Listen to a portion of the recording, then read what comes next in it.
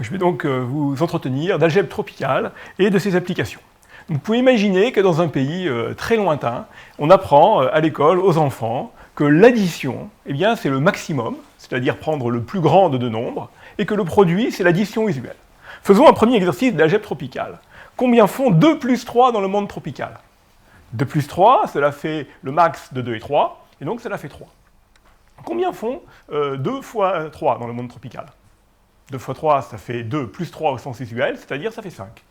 Combien font 5 demi? Ça, c'est beaucoup plus difficile, 5 demi.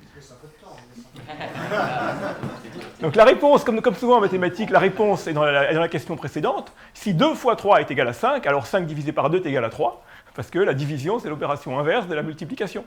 Et donc 5 divisé par 2, ça fait 5 moins 2, c'est égal à 3. Voilà le corrigé.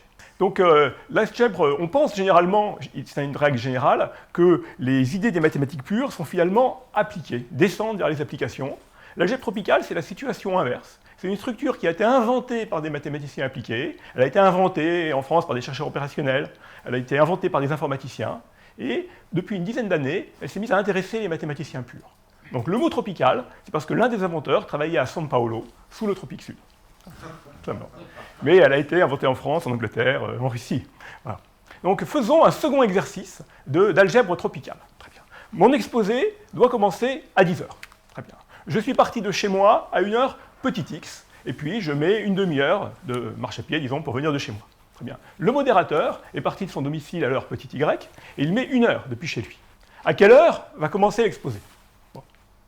Vous m'accorderez que l'heure de début de l'exposé, c'est le max de petit x, l'heure à laquelle je suis parti chez moi, plus une demi-heure, de petit y, l'heure du modérateur, plus une heure, et de 10. Dessinons ce qu'il en est. Très bien. Ici, vous avez l'axe les abscisses, c'est le x, et mon ordre de départ, les ordonnées, c'est le y. Hein. Et donc, il y a un régime où je suis parti très tard de chez moi, donc c'est à droite, et à ce moment-là, c'est moi qu'on attend. C'est scandaleux. Il y a un régime où le modérateur serait parti tard de chez lui, on attend le modérateur. Et en bas, vous avez un régime vertueux, où nous sommes partis à l'heure de chez nous. Voilà, ce matin, très tôt. Et donc, on commence à l'heure. Voilà. Donc, ces trois régimes correspondent aux termes qui vont atteindre le maximum. Voilà. La séparation entre ces trois régimes, c'est une courbe séparatrice. En l'occurrence, cette courbe, c'est un objet polyhédral, c'est une union de trois segments de droite. Et cette courbe, c'est ce qu'on appelle la droite tropicale, l'union des trois segments bleus, la séparatrice. Voilà. C'est une droite tropicale particulière. Toutes les droites tropicales s'obtiennent par translation de celle-ci. Je ne vais pas vous expliquer pourquoi c'est une droite tropicale. Mais je vais vous montrer que ça a toutes les propriétés des droites. Là. Prenez 2 points. Par 2 points, il passe une seule droite, comme d'habitude. Prenez 2 droites. 2 droites se rencontrent en un seul point. Voilà. Donc, c'est une bonne géométrie. Me direz-vous, à quoi cela peut-il bien servir? Voilà. Eh bien, comme vous pouvez le deviner à partir de l'exemple de calcul des horaires, ça sert à étudier les phénomènes de synchronisation, les phénomènes d'attente. Donc on veut calculer le temps d'attente, et on va vouloir calculer des objets moins faciles qui peuvent être des débits, c'est-à-dire le nombre d'événements qui vont avoir lieu par unité de temps. Voici l'application. Donc la préfecture de police de Paris prépare actuellement une réforme ambitieuse de traitement des appels d'urgence. Donc, Régis Reboul, du cabinet du préfet, qui est responsable de ce projet, et le commandant Stéphane Raclot, de la préfecture de police, nous ont contactés et nous ont demandé de faire une étude mathématique en complément des expérimentations et des validations qu'ils ont déjà menées en interne. Donc, c'est un travail qui est réalisé avec Xavier Alamijon, qui est un chercheur de l'équipe, et avec Vianney Boeuf, qui est un doctorant de l'équipe, qui est dans la salle. Et Vianney, il passe 2 jours par semaine chez les pompiers de Paris, et il passe 3 jours par semaine, et le reste du temps, il est à l'école polytechnique. Voilà. Donc, aujourd'hui, si vous prenez votre téléphone, vous êtes à Paris, vous téléphonez, vous faites le 18, et vous arrivez dans cette salle. Donc cette salle, c'est l'état-major des pompiers de Paris, porte de Champéret. En général, un pompier va répondre immédiatement à votre appel. Le temps de décrocher est quasiment immédiat. Maintenant, vous pouvez avoir une situation comme le 18 septembre. Vous allez avoir un très important orage dans le Val-de-Marne, et en l'espace de 2 heures, vous allez avoir 4000 appels qui vont arriver. Dans ce cas-là, une personne qui est en situation de détresse peut mettre du temps à avoir un pompier au bout du fil, parce que vous aurez énormément de personnes qui vont appeler parce que, par exemple, il y a une cave inondée. Bien sûr, ces appels doivent aussi être traités. Voilà. Donc, pour pouvoir mieux traiter ce type de coup de bélier, la préfecture a proposé une nouvelle organisation qui est biniveau et qui est unifiée entre les pompiers et les policiers.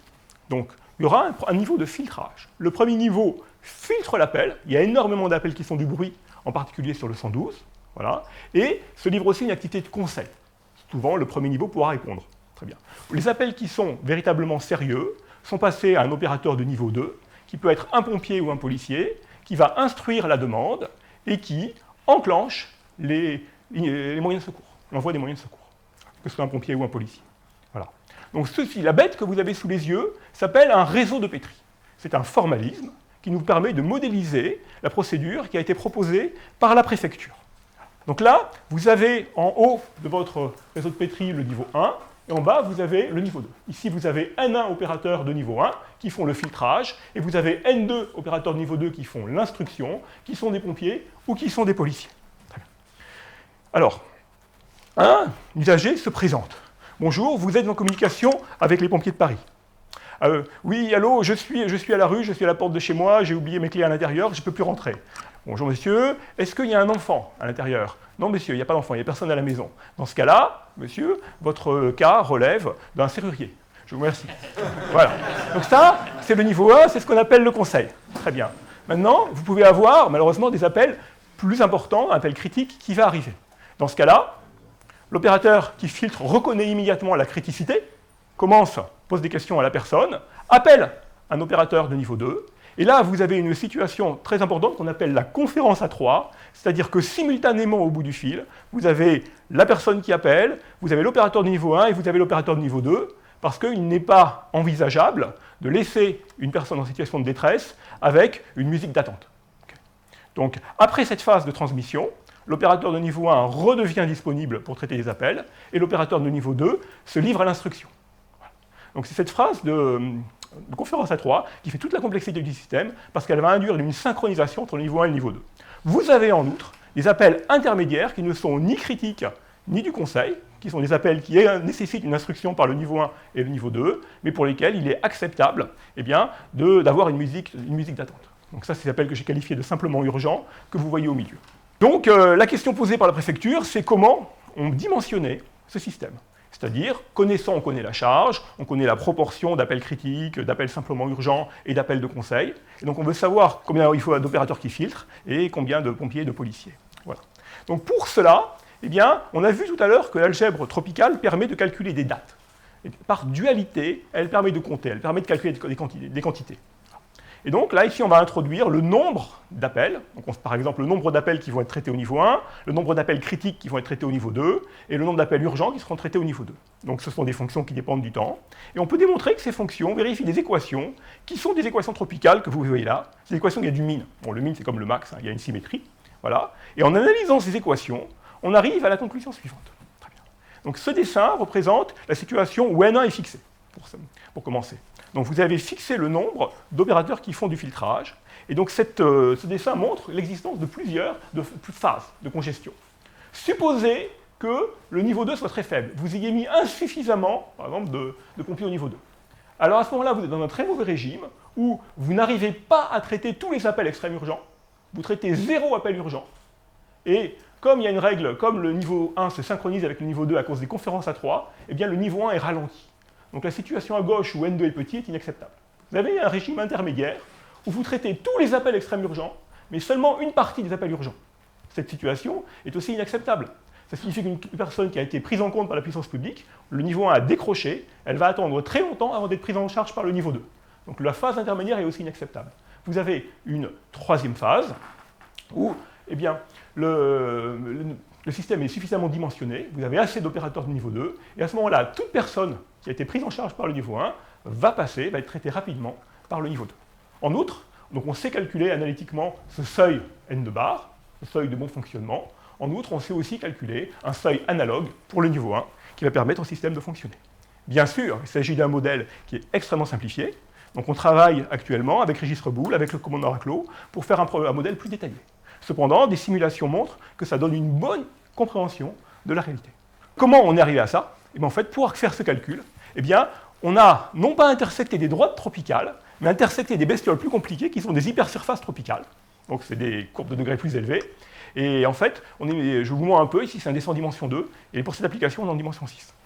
mais c'est, disons, une image géométrique du calcul. Voilà. L'algèbre tropicale sert à beaucoup d'autres choses.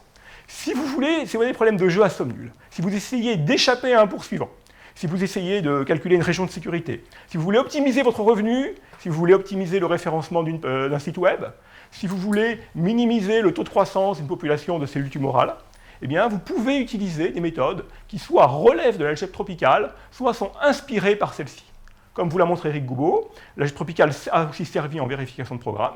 Elle a aussi servi plus récemment comme ingrédient pour obtenir des certificats concis qui servent pour faire des preuves de théorèmes mathématiques, c'est-à-dire pour vérifier automatiquement la correction de preuves écrites par des mathématiciens. Voilà. Je vous remercie de votre attention et je veux bien répondre à toutes les questions.